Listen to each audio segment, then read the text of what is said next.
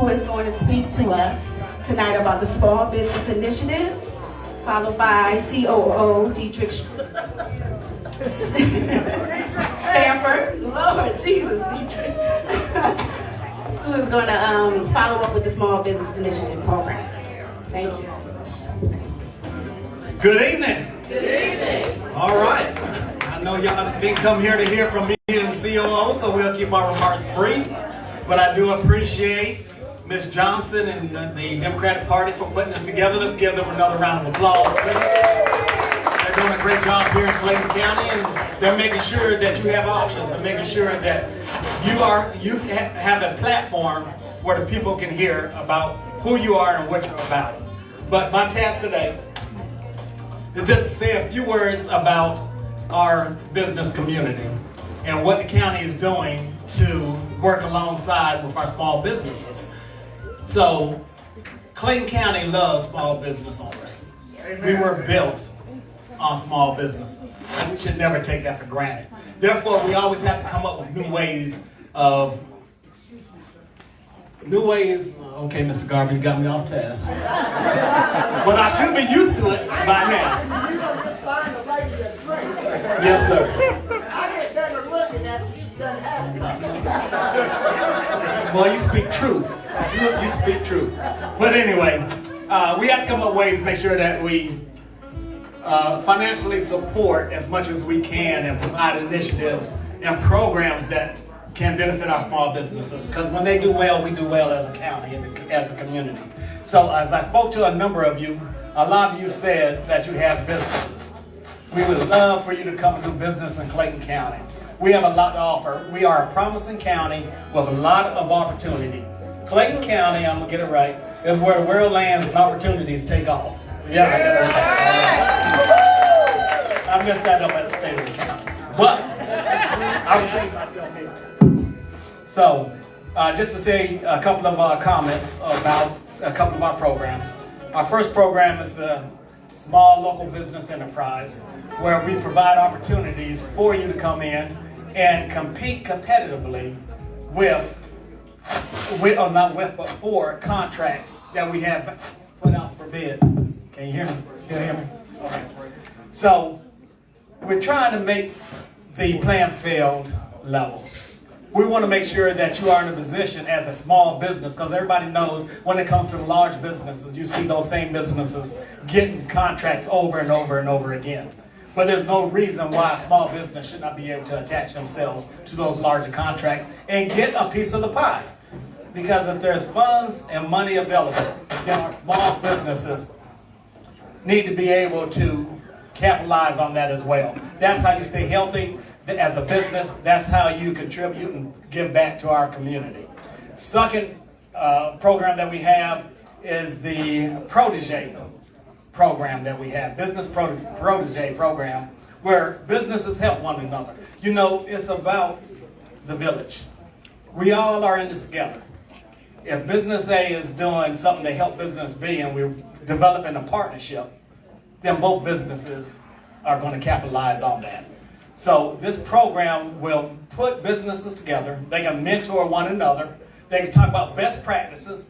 They can make sure that they are utilizing all of the resources that we as a county offers, but other resources that they don't know about that's out there in the community and on the state and federal level as well. So again, as a whole, we're much stronger.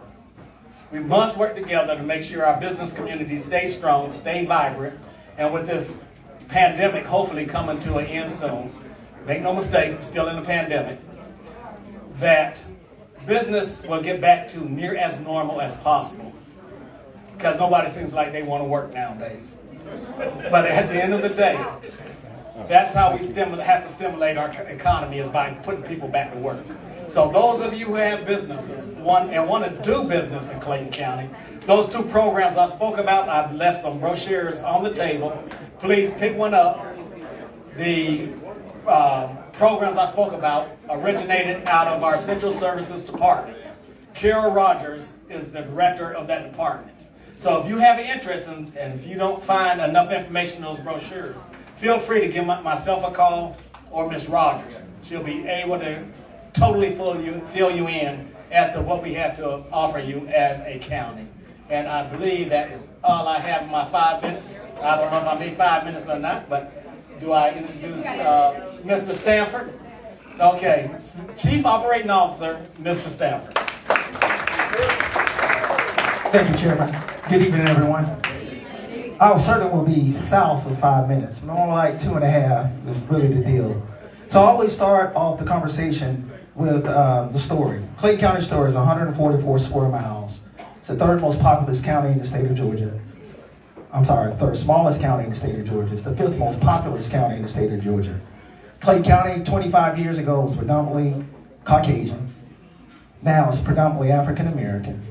And one of the challenges we continue to have as a county is that our policies have been difficult to keep up with the changes that's happening to now what is an urban community.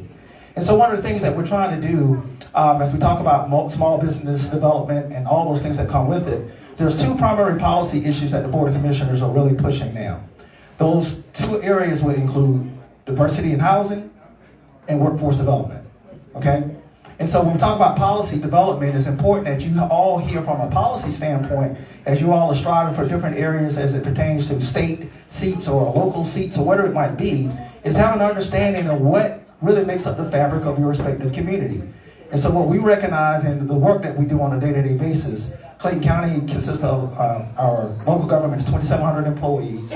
We're looking at a very diverse work population. But at the end of the day, even though we have dedicated employees and we have the workforce that is willing to make the change, the policies that we're implementing have to reflect that. So here's the thing that we're doing differently that has not been part of our makeup in the past. It used to be that we tried to zone our way out of a lot of our problems. So businesses come to us and they provide us perspective of where they want to go. And then ultimately we realize that you go through a 6-month or 7-month process, the Board of Commissioners deny it, and you're back to square one. Yep. The change now is that we're looking at land use planning. So we develop the plan on the front end and give you the foundation of where we want to go as a county on the front end. It's easier for you to respond to where we want to go because we provide you the plan on the front end opposed to the back end. Amen, lights. Amen, all. Okay. All right, so that's the change. Now, as it pertains to land planning, that's one of the major changes. And then when it comes to housing, sometimes people hear affordable housing and hear a bad word. We're looking at diversity of housing. And we're looking at providing a workforce that's saying we have to have starter homes that come into our community. We have to have middle income homes that come into our community. We have to have the upper echelon as well. So we're trying to figure out ways that we can entice the developers to come to our community that has this diverse housing in space, so therefore we can have the appropriate workforce in space. So those are kind of two major points that I want to kind of emphasize as it pertains to policy direction that the Board of Commissioners is pushing forth. And ultimately, as my job as the Chief Operating Officer, is supporting that vision and then working with all our cohorts, whether it's the school system, whether it's the 7 cities, whether it's non-governmental organizations. That's really the kit and caboodle. What's that, Timothy? That's an NGO, non-governmental organizations. Got it. So with that, I'm well under my 5 minutes, correct? Okay, good. So I think I'll give the floor back to Ms. Johnson, and listen, y'all have a blessed day. Thank you so much, Ethan. We need to take this on the road. What you think? Yeah, I think so. No, it was important to us when we scout out different businesses to have our meet and greets, to educate the community as well, right? Because Clayton County make up of small businesses, and some of us are entrepreneurs as well. So it's good to have this informative information to spread to the community while looking at local and statewide candidates, correct? Correct. All right, so we're going to get started with our candidates. This is how it's going to go. 3 minutes for each candidate to speak. Say what your platform is. Educate us a little bit about what the position does. And then we're going to have 2 minutes for questions and answers. Salim over here will give you a 1-minute warning when you're at your 1 minute. Okay? And we're going to try to go in order of the ballot. We're going to start with State Senator Jen Jordan, who is running for District Attorney. Really appreciate it. All right, 3 minutes, y'all. My name is State Senator Jen Jordan. I have been a state senator since 2017, and I represent large parts of Fulton County and Cobb County. But I'm originally from a place called Dodge County, and a lot of y'all are probably like, where the heck is that? That is true. But there's also a reason they say, get the hell out of Dodge, right? So with respect to that, my mama was a beautician, and she had a beauty shop, and so that's how I was raised. I'd go there every day after school, and I would sweep up hair, do whatever I needed to do. But I would sit there and listen, and a lot of times, you hear a lot of good stuff in a beauty shop. But the biggest lesson that I took away from that was that it didn't matter who you were, kind of what position you had, how important anybody thought you were in the community. At the end of the day, bad things happen. Bad things happen. Doesn't matter how much you pray or go to church. And when bad things happen, you really need somebody that's going to fight for you. I think that's the reason that I ended up going to law school. My family was not a college-educated family. I was the first in my family to go to college. And then, of course, law school. I had never even met a lawyer. But I knew that education really was the way out of poverty. And the way that I was going to make a way for myself in this world. UGA, I went there and I found the love of my life and Go Dogs. My husband, but also the law, right? And go Dogs. It was one of those things where I felt like I was called to the bar to practice. I've been practicing in Atlanta for over 20 years. And with respect to the seat that I won in 2017, we flipped the seat from red to blue, and we took away the supermajority in the state Senate. And I love Senator C. She's one of my favorites. But in terms of the state Senate, I kept kind of hitting up against things in terms of things that I cared about. Unconstitutional laws they were passing, whether they were voter suppression laws or whether they were HB 481, which basically outlawed abortion in the state of Georgia. It's like all these unconstitutional laws, and the Attorney General wasn't doing what he was supposed to be doing. And then I had a situation in my county or my district dealing with a plant that was putting carcinogens out, sterogenics, ethylene oxide, that was causing women to have breast cancer and having children in the district to have cancer. I went to the Attorney General and I said, I need your help, because he really was the only person who could help, as purportedly the attorney for the people of this state, and he refused. So I finally got to a point where I was like, if he's not going to do his job, by God, I'll do it for him. And that's when I decided to run. My name is Jen Jordan. I am so excited to be here in Clayton County. This is amazing. I would love to earn your vote and your support. I care about your communities, and I'm a damn good lawyer, too. So, thank you. Anybody have any questions? When we're going to have Pledge of Allegiance and pray. We already have it. I thought I was in church. Oh, you mean now? You threw me off. All right. I was like, all right, what are you talking about? Are we talking about the Constitution? Like, I thought this was some kind of bar exam. Senator Moore, in response to basically the heartbeat bill, where's your stance? Because right now, AG Carr is all for it, and we know that the law, right, he's defending it, and it's in the federal courts. And I would like to know if, let me state that. When you're elected as the Attorney General, will you pull Georgia out as far as being for that heartbeat bill? Where exactly do you stand? So this is a great question, because I think that this highlights why it's so significant not only to vote for Stacey Abrams, but go down ballot as well, and specifically for the Attorney General. So in the state of Georgia, we kind of have this weird system where the governor has power to direct cases and litigation, but so does the Attorney General. So with respect to HB 481, it's in the 11th Circuit right now. It's been stayed. But, in June, y'all, we know that the Supreme Court is going to do some damage in terms of the Dobbs case. I think they're going to basically overturn Roe. At that point in time, it'll kind of start to work. That case with HB 481 will work its way down through the system. And then with respect to that, we'll go back to the trial court, who Judge Steve Jones has said it's unconstitutional. So if you elect a Stacey Abrams governor and a Jen Jordan Attorney General, All I'll do, and what Abrams will do, is we'll dismiss the appeal, and the original holding that it was unconstitutional will stand, and HB 481 will never go into effect. But it's knowing the law and knowing how to work it. So thank y'all so much. Jim Jordan, General, you get it? Kind of General? Yeah, I know it's General. All right, y'all, thank you. Thank you. Give it up for Jim Jordan. I would be remiss if I didn't acknowledge our elected officials in the building. Valencia State Senator Valencia C. And then we have Victoria Williams of Forest Park, our school board, Wade. Our very own district attorney, Tasha Mosley. Who else did I miss? Jasmine Boze, school board, Clayton Farley. And Charles Brooks, our solicitor, general here. Oh, and our very own mayor of Forest Park, Julia Butler. And our former chairman here, Elgin Bell. Say hello. And our school.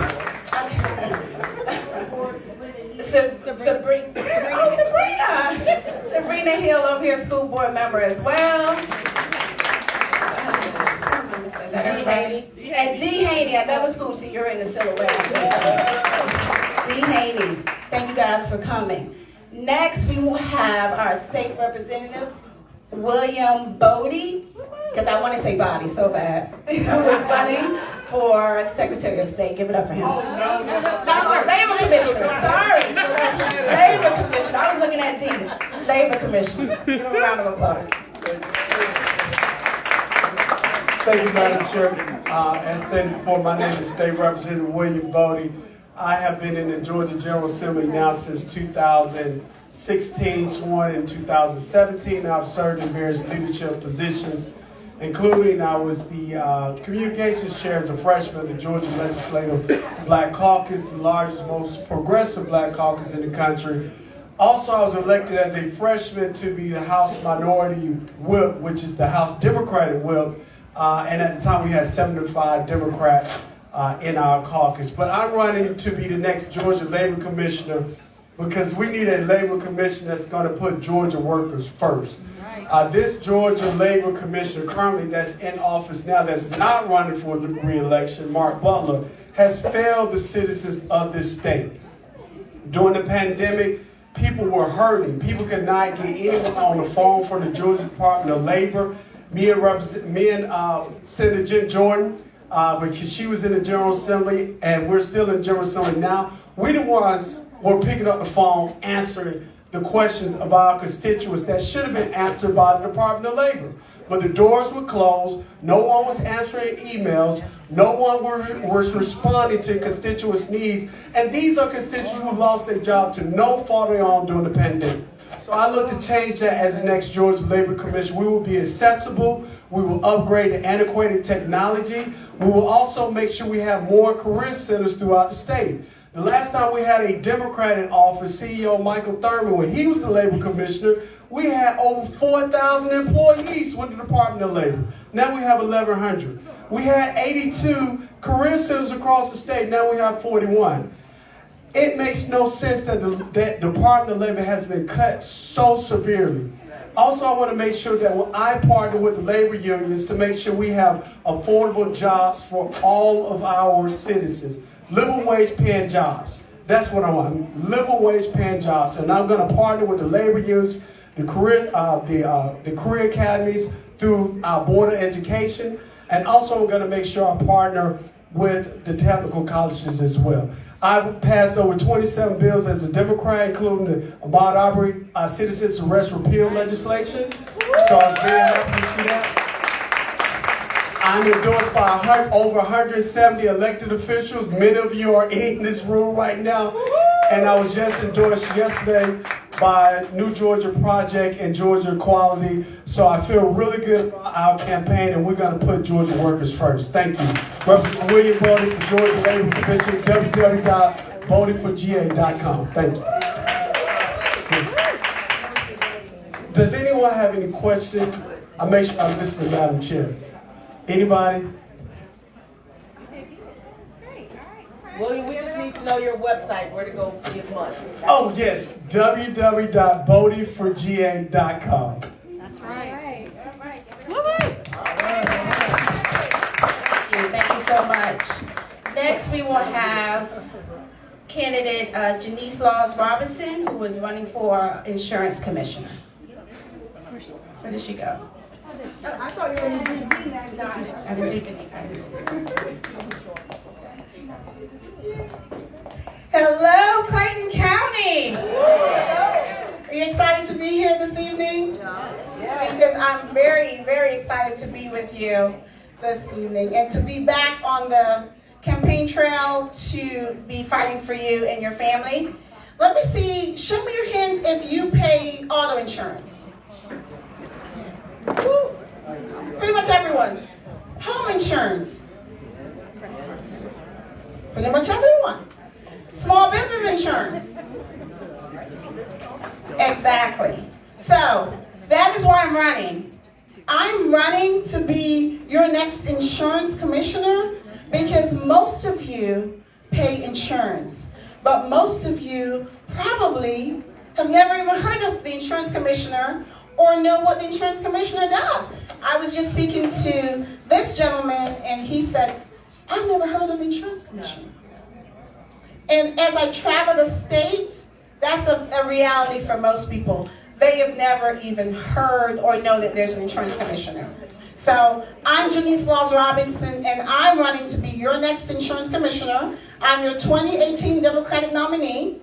I earned over 1.8 million votes in the general election and came within 3 percentage points of winning. So I'm running again so we can finish what we started and that you can have someone at the state level that you will know and that will know you and that will fight for you. So what does the insurance commissioner do? The insurance commissioner regulates the insurance industry. Agents and brokers, all of the private insurance companies that do business in our state, all of the adjusters, everyone that deals with insurance, the insurance commissioner is accountable for those different groups. Also, the insurance commissioner appoints the state fire marshal. So it's the insurance and safety fire commissioner. I am a mom. I have 2 daughters. I'm married. I'm a small business owner. I've been a licensed insurance professional for more than 2 decades. And I've heard your cries. Most of my clients have called me over the years to complain about the outrageous auto insurance rates in Georgia. So I'm running because auto insurance rates in Georgia are outrageous. We have some of the highest rates in the country, and no one is doing anything about it. So I'm ready to fight for us to have affordable rates in Georgia. We have had laws passed in our state that allows insurance companies to charge whatever they want, and the insurance commissioner has not done anything about it. The last insurance commissioner that won my race is in jail. And the current insurance commissioner that we have, it was appointed by Kemp. So we don't have an insurance commissioner that represents our interests. So I'm asking for your vote and your support to fight for you and your family. Vote Janice Laws Robinson. Visit my website, janiceforgeorgia.com, and let's make change happen and let's get it done. Thank you so much. Ms. Robinson, how would you go about to bring down homeowners insurance? Because that seems to be skyrocketing at this particular point in time with the natural disasters going on everywhere else in the world and in the country. Even though we might not have a tornado here, every year my homeowners insurance goes up at least by $200. What Absolutely. would bring that down? Yes, so home insurance and auto insurance are both skyrocketing.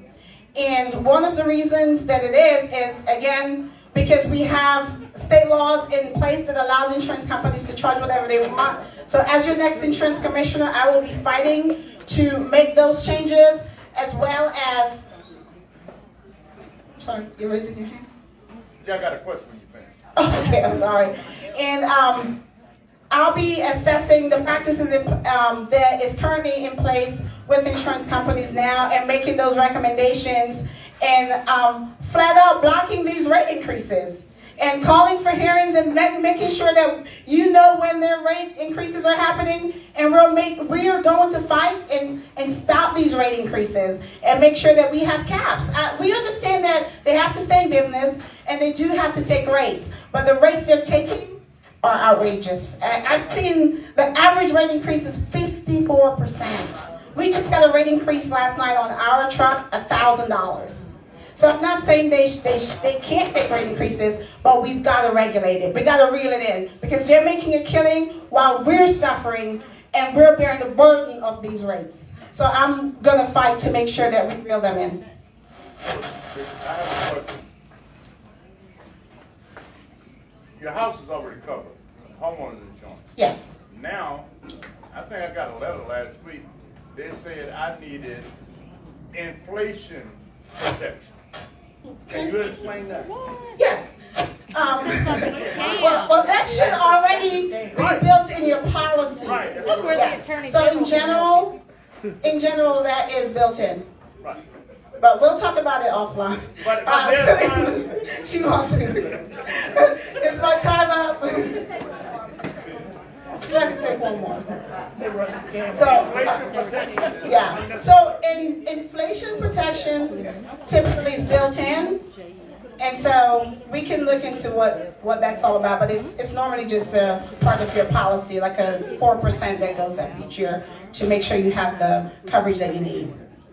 I have a question in reference to the insurance. When you have insurance and they pay the claim and they drop you, and you can't be picked up by any other insurance, you have to go to Georgia Underwriters. Is that something that would fall under your preview? Absolutely. Anything that has to do with insurance, and that's one of my third points. So I have 3 A's: affordability, access, and accountability. And that's the accountability piece, holding insurance companies accountable to paying your claim and not dropping you because you've paid for them to take care of your claim, and putting policies in place to ensure that that does not happen to protect you as a policyholder. Thank you. Yes.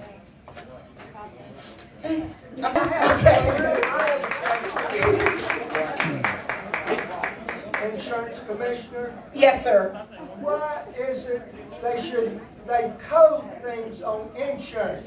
I have insurance through Blue Cross Blue Shield, paying monthly $1,500 a month. And then it goes to coding, and they tell me I'm not covered for a colonoscopy. Yeah. Now, That's unacceptable. thank you, ma'am. It's unacceptable, and that's why you need an insurance commissioner that will fight for you. And that's why I'm here, to hold insurance companies accountable. Yes. Any other questions? All right, thank you for your support. My website is JaniceForGeorgia.com. Please support me so we can finish what we started in 2018 and get it done. Okay, next we have former state rep Deedawkins Hagel, who is running for candidate for Secretary of State.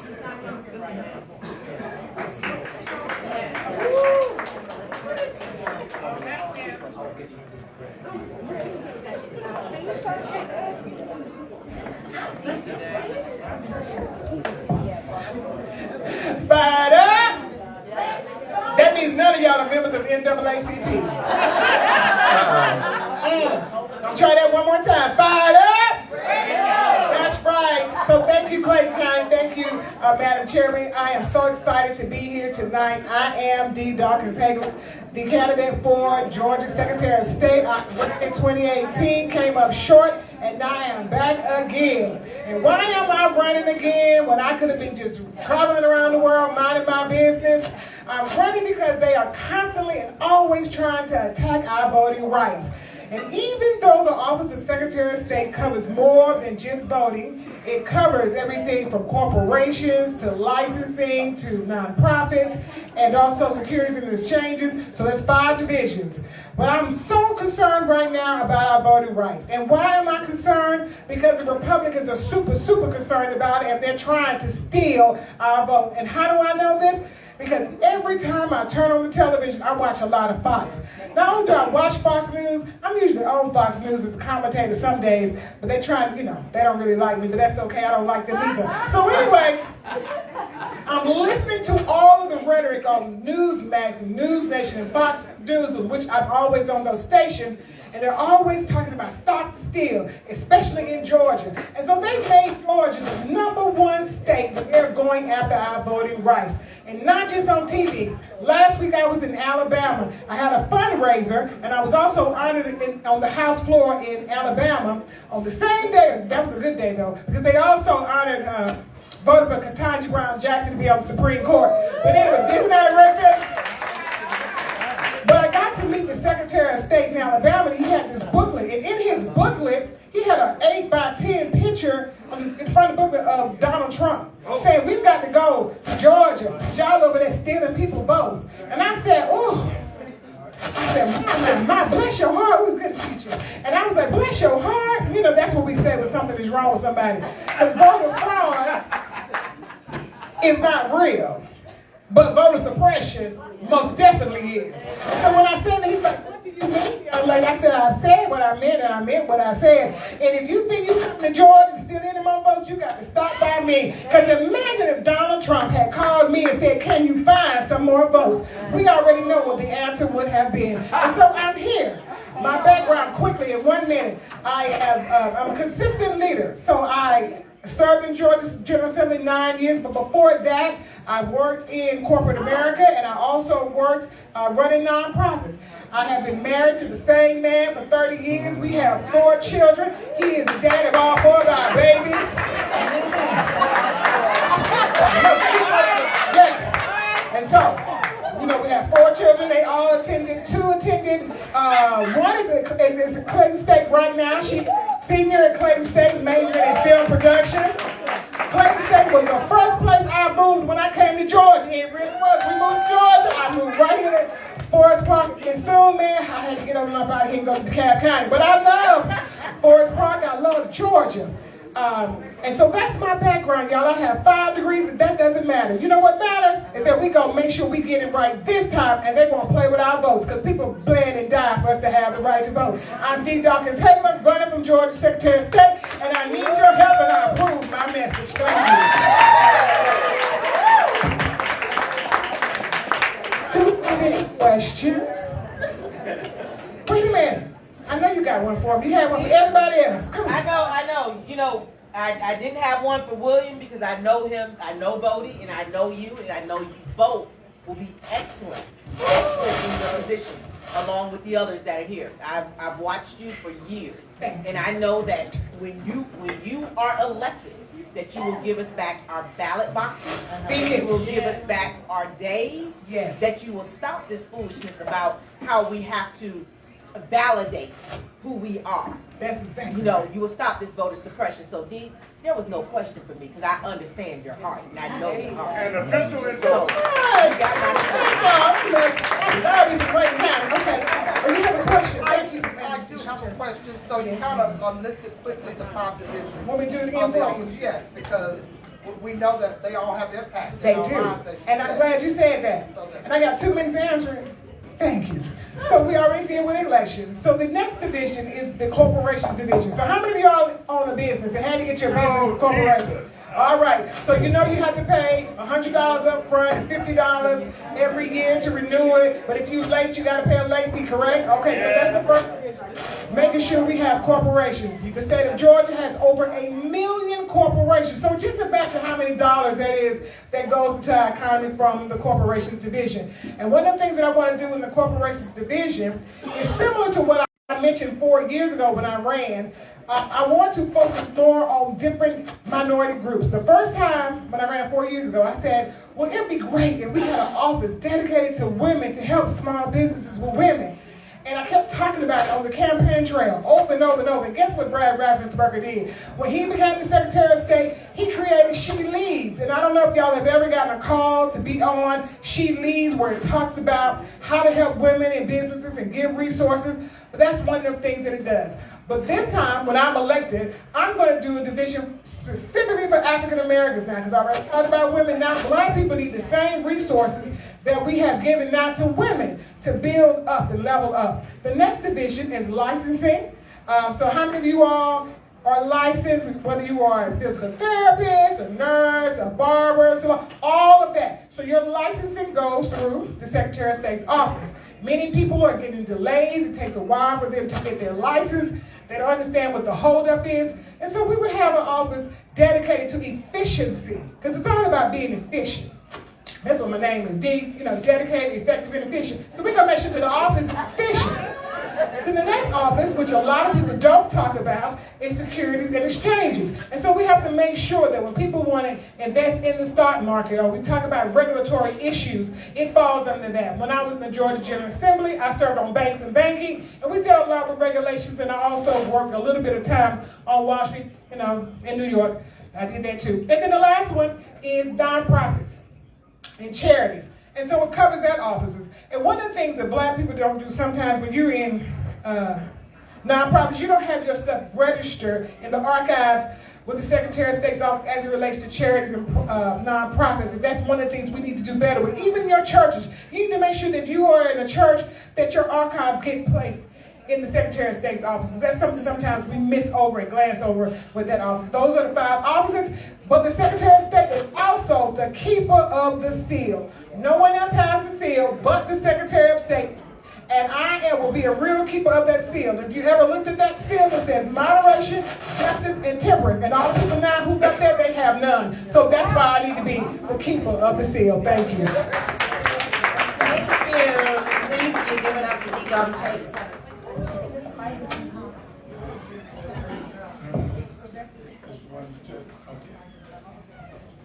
All right, next we will have candidate for Public Service Commissioner, Missy Moore.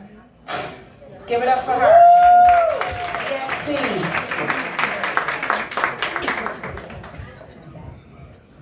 Thank you for having me here. Missy Moore, running for Public Service Commissioner. A lot of people don't understand what this is, and that's the biggest problem because we have 5 Public Service Commissioners across the state. Every one of them are Republican. So that means that at least, probably more than half of the state's not represented. So that's a problem. The other problem is there's 4 of the 5 were appointed by Republican governors. So we need to get out and vote. But how do we get the people to vote all the way down the ballot for Public Service Commissioner? Which affects your utility bills. So that's your electric and your gas bills. Also affects environmental issues, the nuclear plant and solar energy. So what we need to do is we need to educate people. Part of that needs to be a Go Green task force where we bring people together across the state and have a think tank. That information needs to funnel back out to the communities and get people knowledgeable about what this is and to support our causes to move things forward. Not only that, we are taking residential and small business owners' income to pay Georgia Power for their build-out for the nuclear plants, okay? That's got to stop. We're millions of dollars over budget, years behind, and we cannot keep paying their stockholders and their investors with our dime. Preach. Okay, so please come out, vote May 24th. We have solid candidates this year across the line, so we hope that we come out and go all the way down, and if you don't know about Public Service Commissioner, please come and ask a question. And I want to know if anybody has any questions tonight. Yes, I do. There's a mass confusion on solar panel installation. Okay, you deal with a company that tell you the tax credits here, then you have to go through your county, and then there's no clarification because, I dealt with that issue. So what are you guys doing in regulation and making it simplified for the homeowners for solar installation because it's part of the green movement? And secondly, as far as transportation and y'all license limos and all these other things, Ubers and all that. So what are your vision as far as regulating that and making it simplified for the licensing of the transportation is actually with a subdivision, so it's actually been moved out of directly with, from my understanding, from Public Service Commissioner. I can look into that and get you better information on that. We have Justice 40. Justice 40 is a federal program that's coming to the communities, and 40% of the money from investors has to go out to our neighborhoods. So we're going to go into cities and communities, local cities and counties, and educate the people through mostly nonprofits, about 20 nonprofits across Georgia, and bring that information to help people get grants and get additional funding for solar panels. Yes, ma'am. All right, thank you so much, Missy Moore for Georgia. Thank you. All right.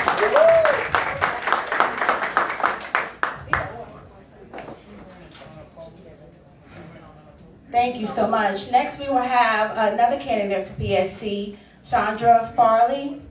Give it up for her.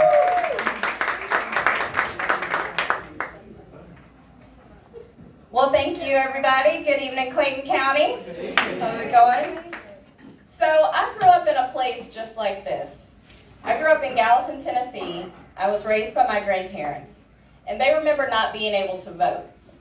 And they went to segregated high schools, or segregated schools, and those schools were my elementary schools. And one of my daddy's dreams was to own a restaurant. And so we had a restaurant. So I grew up bussing tables, scraping the food off the plates for the waitresses. And I learned a lot from those women who worked in the restaurant as our waitresses, as our cooks. They taught me a lot about boys. But they also talked a lot about the light bill.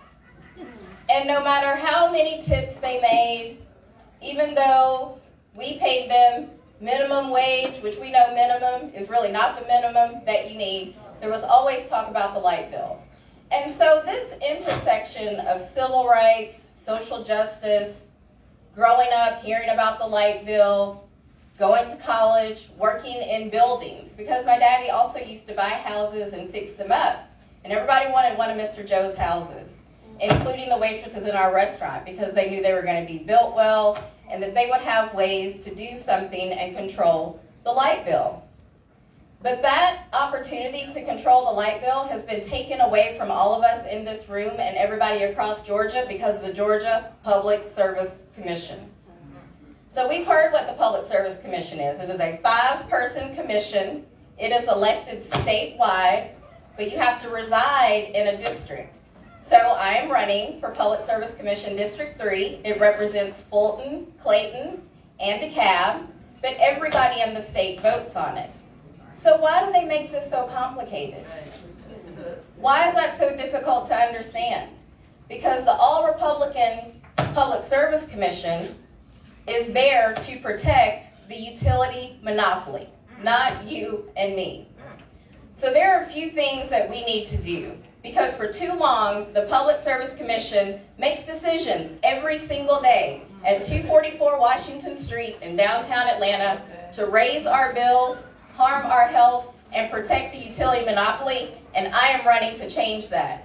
It is time that we have a People's Commissioner, someone on that commission who is willing to stand up and say, no more. No more will you raise our bills to pay for a project that is 7 years behind schedule and $15 billion over budget. We are paying for that. We've all been paying for that for the last 10 years in advance. No one is willing to stand up at that commission and say no. I'm willing to do that. I've demonstrated on the street outside of the Public Service Commission. I've given public comment when they tried to raise our bills during COVID. And I will stand up for all of us when I have a seat on that commission. Thank you.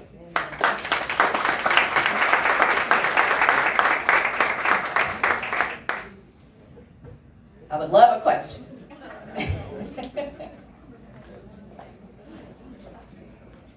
So I have a question. So in addition to the light bill, which is a term used, we discussed earlier the broadband. And while most of us in this room probably enjoy the majority of the time being able to get on the internet, of course we have those days when it does not work so well. How will you complement what we have, but also providing that service to folks outside of this metro?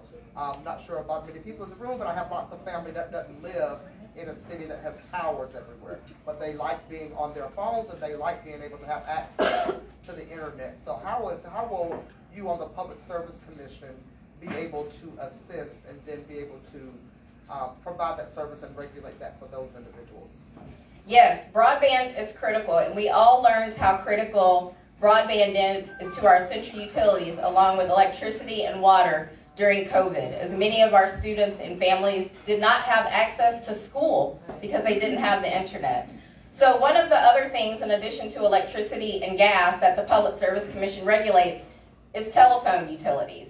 And there was just a case at the end of the last year. So what the Public Service Commission can do is make sure that the utility poles are available to the people who are providing broadband. It sounds really simple, doesn't it? But here in Georgia, we have over 100 utilities. We have one investor-owned utility, Georgia Power, which means that they pay shareholders while they raise our rates. And then we have 41 electric membership cooperatives. These are nonprofit utilities across the state. And then we also have 51 municipal utilities. So City of East Point, let's say, or City of LaGrange. They have to come to the commission to cooperate to say, yes, we will make these utility poles available to those that are providing broadband services, because that is how we expand this broadband service.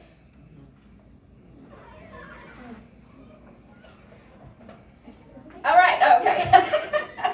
Thank you. Chandra, F-O-R, Georgia.com. Thank you. Thank you so much. Give it up for our statewide candidates. Now we'll turn it over to Amaris Cummings, who will introduce our local candidates for Clayton County. Welcome, everybody.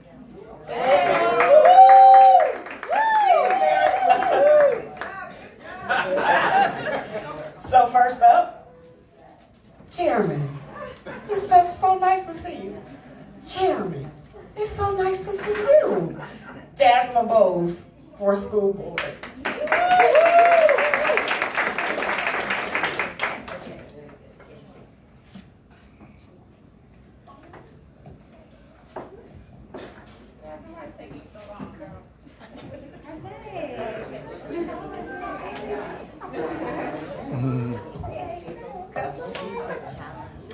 Good afternoon, everybody. It is good to be with you. My name is Jasmine Boze, and I have the honor and pleasure of representing you in District 1 on the Clayton County Board of Education. And I want you to know that I am on the ballot again this year, and I am still the right choice for District 1. Here's a little bit why. When I ran in 2018 and unseated a 12-year incumbent with 63% of the vote, I had no idea that 1 year later, there would be an international pandemic. So I know by now, you all know what I have always known. Schools are the heartbeat of our community. And without great schools, and without great educators, the world literally stops. So we have unfinished business. We were able to create one-to-one technology by providing every scholar with a laptop. We got a head start on broadband expansion by making sure scholars had mobile access. We fed scholars using school buses, and we were one of the first districts to do that, even though our schools were shut down. But unfortunately, the pandemic has widened existing academic gaps. So I need you to send me back for another term on May 24th. And if you'd like to help, please visit jbo4clayco.com. And I welcome your feedback or questions at this time. Ms. Boze. Yes. With that gap that you're speaking of, how are y'all looking as a board to tackle that? Because it's apparent that the 2 years the kids have been virtual, they have not absorbed as much as they needed to absorb. What do y'all have a game plan? What is your game plan, individually? Beautiful question. I think it's a three-part answer. Number one of the best ways to make sure our scholars get what they need is to make sure they have excellent teachers. So part of our plan is to recruit and retain the best so that they are at the front of our class, making sure that our children have high-quality instruction. Two of the other ways are, number one, the best way to prevent the achievement gap. The best way to close the achievement gap is to prevent it. And so you're going to hear and see a lot about early childhood expansion, making sure that we have pre-K, making sure that we have early learning centers, and that is going to help. And then on the back end, we're going to make sure that there are career and technical opportunities. So we've already got a lot of pilot programs at our magnet high schools, but some of you have already heard we've bought a portion of South Lake Mall. And with that space, we're also going to be expanding our career and tech-ready experiences for students and community. Thank you for that question. Are you looking into are there any, I guess, magnet schools in Clayton County that deal with tech? I was out in California and like they had from elementary to middle to high school. I think I'm not a tech savvy person, but programming, and they were doing little robot wars. Absolutely. Do we have that on the horizon for the Clayton County kids? We do. Our programs at the magnet school level have continuity through elementary, middle, and high school, and that was strategic. And so if you are a student or parent who wants to apply to a tech high school here in Clayton County, chances are the feeder pattern middle school has a coding program or a skills building robotics program. And part of our job and the school board is to make sure that that trickles down to elementary, and then, as we mentioned, early childhood as well. Scholars are capable of amazing things no matter how old they are. So we got about 10,000 houses countywide that's about to come online, and there's an anticipated growth 2.5 kids per household.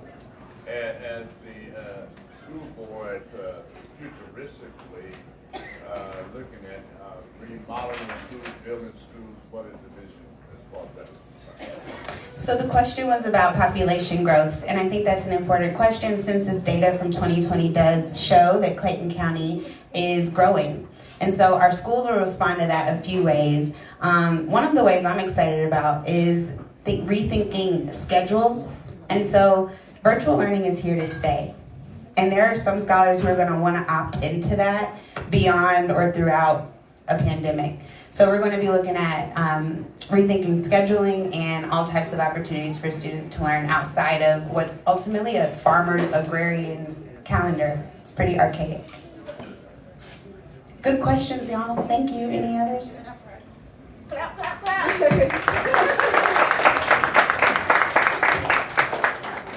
At this time, we're going to welcome Elena Reeves, candidate for District 1 Commissioner. I'm going to rush up here. Y'all were rushing Jasmine, so I was I'm ready. Okay. Hey y'all, how y'all doing? My name is Elena Reeves, and I'm running to be the next county commissioner for District 1. So I know we've had a lot of statewide candidates who've been up here talking today, but my district is local. You're actually in it right now.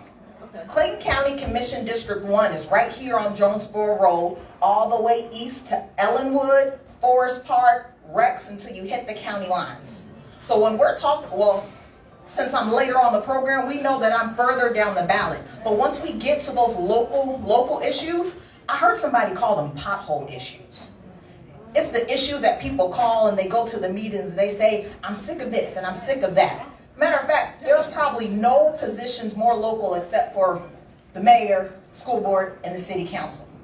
I'm running for county commission because I know what it means to do work for my community.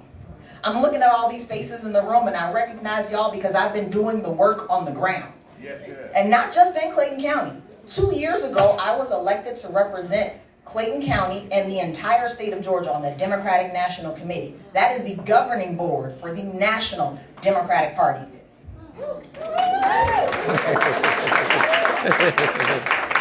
So I know what it means to get work done. And I believe that public service means that your work should speak for itself. Amen. And that work means that the community is getting better. And I've been doing work in this community in Clayton County that I call home since I bought my house 3 years ago and have been serving on the Morrow Urban Redevelopment Authority, the Downtown Development Authority, and the MARTA Citizens Advisory Board. Those are all issues that are directly impacted by the job responsibilities of the county commissioners. I'm trying not to look over at the chairman's table over here because they know very well that the work that needs to get done in Clayton County requires economic development and bringing in new jobs and making sure that our roads are taken care of. And we need to have a county commissioner in District 1 who is willing to come out and listen to the concerns of the community and to respond to those needs and to respond to what needs to be done here in Clayton County Commission District 1. I got my time. Again, my name is Elena Reeves. I grew up in Clayton County from Lee Street to Riverdale High School. So who better to represent the next generation of Clayton County than someone who was raised by Clayton County? Hope I can We throw around the word collaboration and partnerships and all of these other things. So you have other board members, you have the chairman. What is your vision for collaboration and partnership moving forward and moving the county forward in the spirit of excellence? Well, if elected, I would look forward to working with the chairman. I think I saw Commissioner DeMond Davis walk in and any other commissioners who are here in the building because it takes the entire commission. This is a five-member board, so that means that the entire county commission needs to work together. And I look forward to being someone on the board who is able to collaborate and to work in partnership, not only with the county commissioners, but with every level of elected office here in Clayton County, because we are Clayton strong. Yes. And we should talk about that. Excuse me, Ms. Reeves. Yes, ma'am. Of course, I've got a question. As district attorney, I'm looking for anything that's going to move us forward. But your district is a very interesting district, District 1. It appears to be a hub for transportation as far as, moving things along. What is your vision for Clayton County as a whole and your vision for the future of District 1, considering you're right there at the 285, I-75, and all the nice little interchanges close to Hartsfield-Jackson International Airport? What is your vision for your district, ma'am? District Attorney, thank you so much for that question. District 1 in Clayton County is a unique space. In addition to being at the convergence of I-285, I-75, I-675, also Jonesboro Road, which feeds into Atlanta, we have Clayton State University, which has over 7,000 students. We have everything that we need in District 1 to advance what would look like the next generation, the next workforce. We have a logistics hub in Fort Gillum. We have, and I'm looking for the Forest Park folks who are in here because there are so many great companies that are already represented and doing logistics work in Fort Gillum.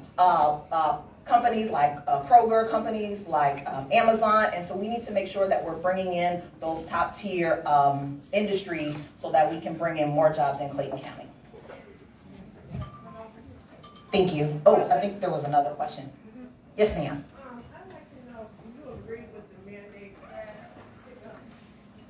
Mandatory trash pickup. That is such a great question. I mean, for those who don't know, I ran last year in the special election for County Commission District 1, and that was a topic that came up most frequently because it is an issue that people have to deal with daily as far as how long has your Herbie Kirby been sitting out on your lawn, or was the provider that you work with, were they able to come at the time that they said they were going to come pick up your trash? That is a decision that needs to be made by the residents, particularly the residents of unincorporated Clayton County. Mr. Mickey, I see you looking, so I'm not gonna look directly at you.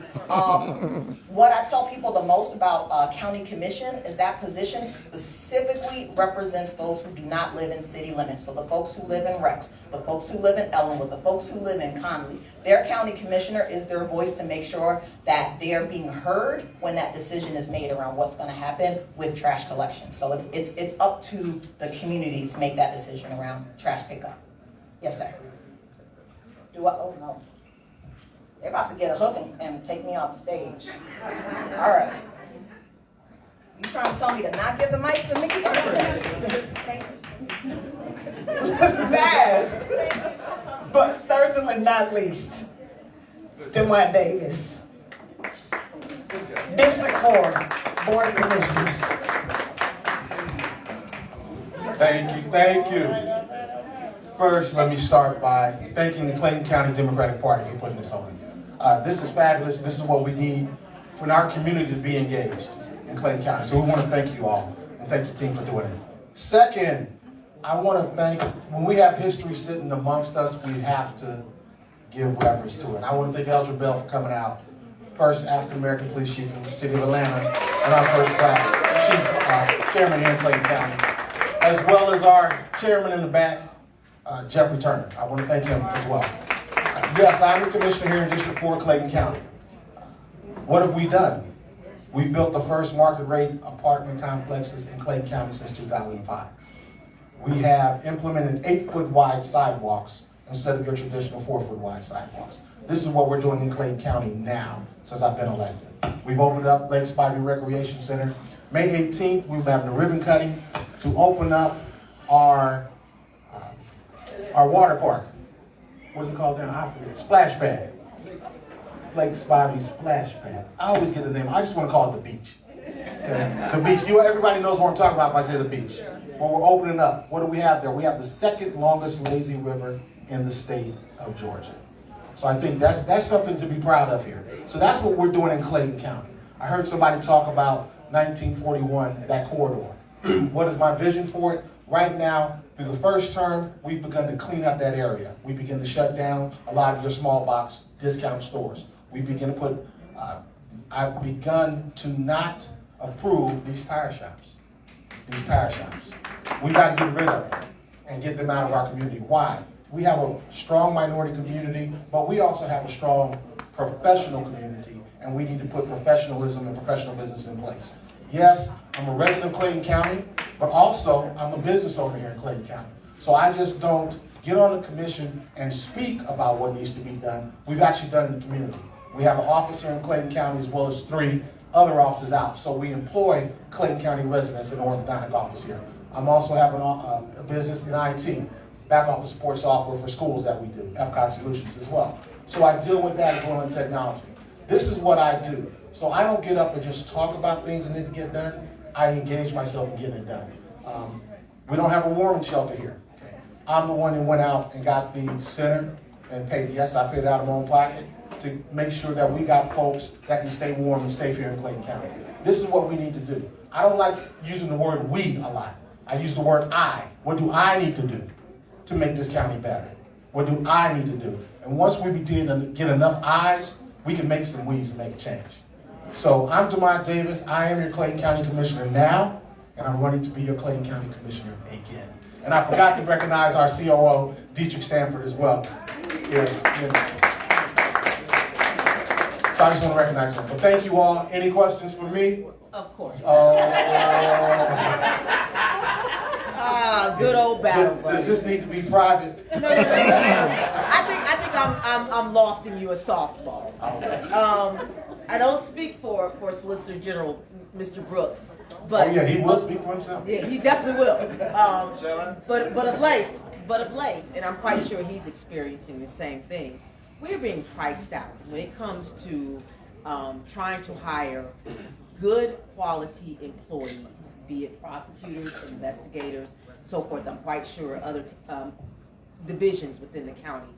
What is your vision on helping us to be able to compete with the Fulton counties, the DeKalb counties, the Cobb counties, and Gwinnett counties, understanding that they are much larger and have a bigger tax base than we are, but we're still considered Metro Atlanta?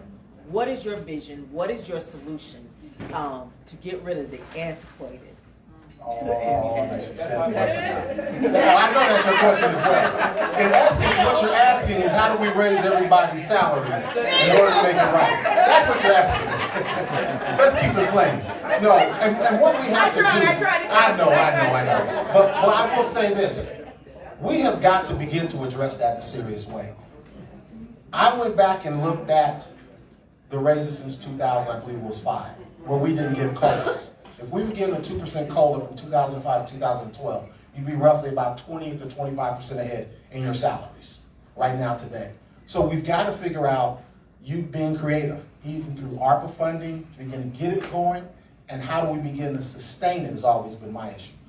Because we could go out and write checks and fund it tomorrow, but can we sustain it next year? And that's what we have to be careful of. We've got to begin to look at, because we have lawsuits that come in here as well, which come to your table. We got to begin to look at that as well, because what is that going to do?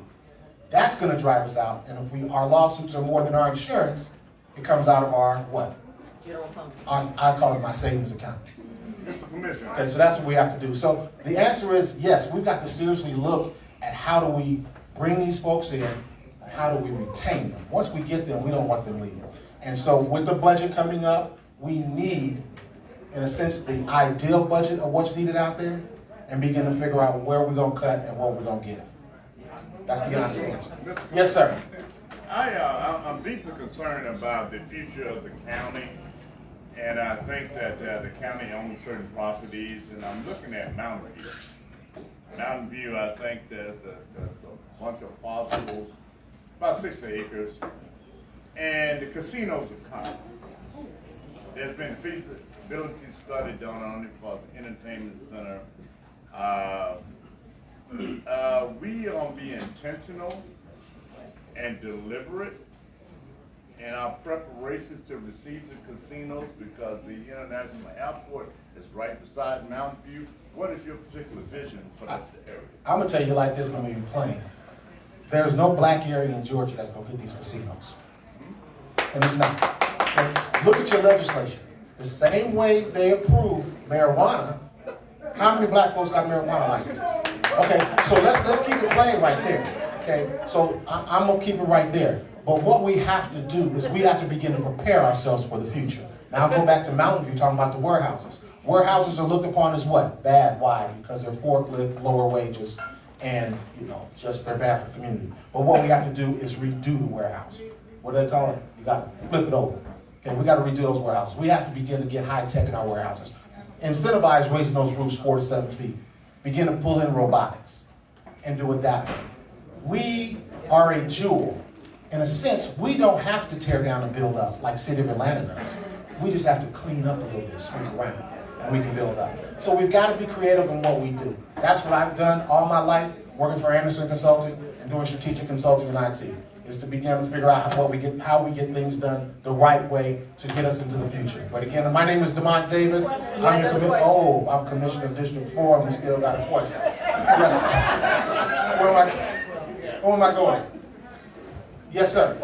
Mr. Farmer. Mr. Farmer. I'm a 24-year Air Force veteran. I speak Air Force language.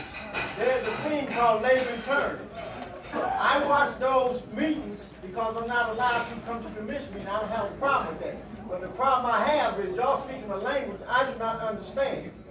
Over 9 months ago, since you won't speak your language to me, I asked that you find out what the letter SHAKE means in a military environment and give me that, and I haven't got it yet in 9 months.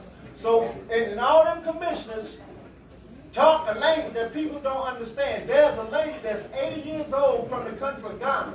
You, in any commission, if she's watching your meeting, she should be able to understand it just like you understand it. And I've been asking for that, I don't know how long, and y'all haven't done it yet. Well, I don't recall that, but again, hold on. But first of all, thank you for your service. Second of all, I have a monthly meeting every Saturday. I'm sorry, not every Saturday, that's wrong. The second Saturday of every month, 11 o'clock to 12 o'clock via Zoom.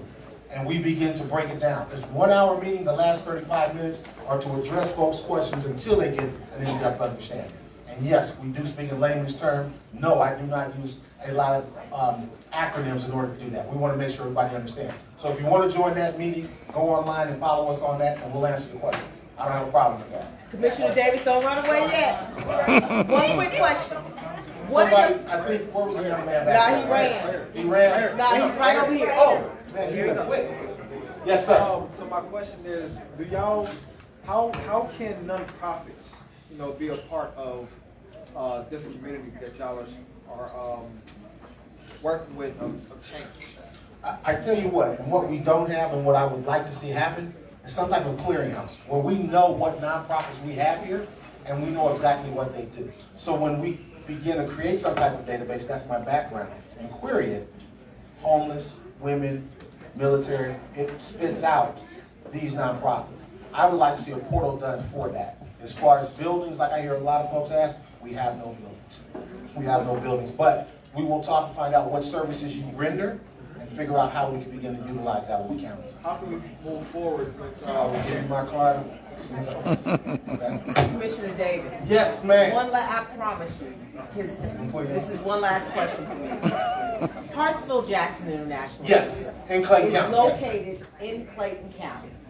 Granted, back in the 1960s, it was annexed into the city of Atlanta. What are we doing to go about getting our tax money from the goods and merchandise that is sold out there at Hartsville-Jackson, and also from the taxes that's, generated from the sale of jet fuel?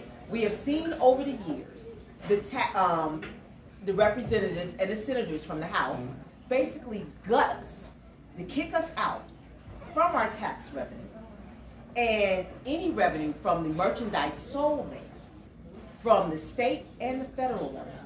What are we doing? Because it seems like, honestly, at times it feels as if we are Chris Rock and the slap from Will Smith from the city of Atlanta. I'll tell you what, it's not even that nice. Really what's happening is we're being pimped. That's the bottom line. We have folk, that airport, most folk don't know, is in Clayton County. 5 to 6 runways are in Clayton County. The only thing that's in the city of Atlanta is the ticketing office, correct? Okay, but if you get caught with a gun out there, or you go into jail, you come to Clayton County, which is going to be on the solicitor and the DA's docket to hear. So yes, we've got to begin to formulate a plan, but I can tell you this, and I don't see the chairman, I think the chairman stepped out, but he has consistently tried to reach out to the administration of City of Atlanta with no success. So we've got to reach out to them. We've got to get with our delegation, formulate a plan, and we've got to go hard in the paint on it. That's what we have to do. But we've got to begin to get funding from that. And my thought is this, we begin to get any type of funding from the airport, yes, that can go into sustaining budgets and salaries for our first responders, for our law enforcement, as well as for your legal entities as well. So I have no more questions. Mike Davis, District 4. Thank you. Okay, lastly, we have some important news from our state senator, Valencia C. Come on up here. Give it up for her.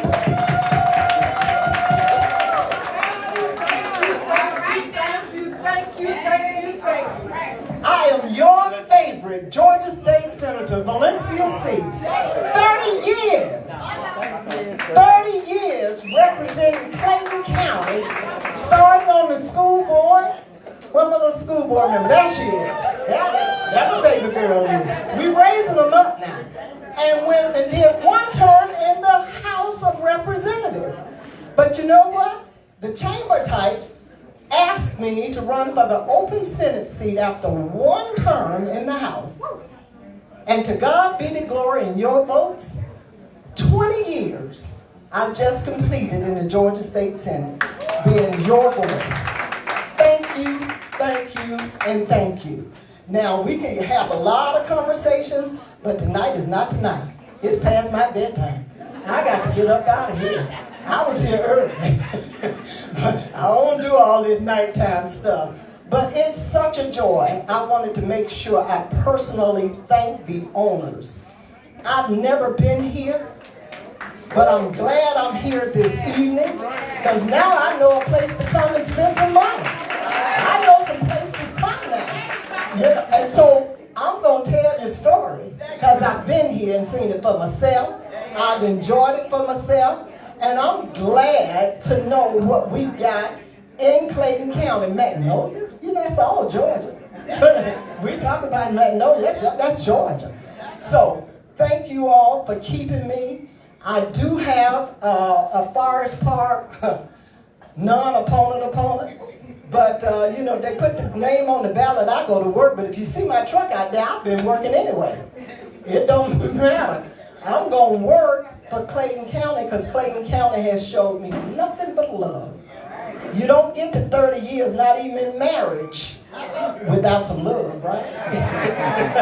But thank you all so much for keeping me. I would ask you for questions, but I'm afraid you might ask some, and I don't want to get stuck. So I'm going to say good night, and thank you all for having me, and I will be back. Thank you so much. Thank you all for coming out tonight. Again, I want to thank the owners of Magnolia Lounge. They're a married couple. What we try to do in Clayton County is go around to all the businesses and patronize them every second Thursday of the month and moving from city to city, and that way we can get new people getting familiarized with the Clayton County Democratic Party and the Federation. Mayor's come up here. We have joined a partnership by doing this every second Thursday. We work together, we elect Democrats within the county. We thank you so much for being here. We work hard. This is volunteer, so donate to our organizations. We do not do this on air, so every time that we are passing out flyers or we have yard signs or we're educating you, we need you to donate to our organizations. We need money, okay? So stop by. I think that some of you already, I take this personally, but I wanted to say it on the mic as well. That it's important that you donate to your local parties. Thank you again for coming. Stay here, have some drinks, eat, fellowship, and good night.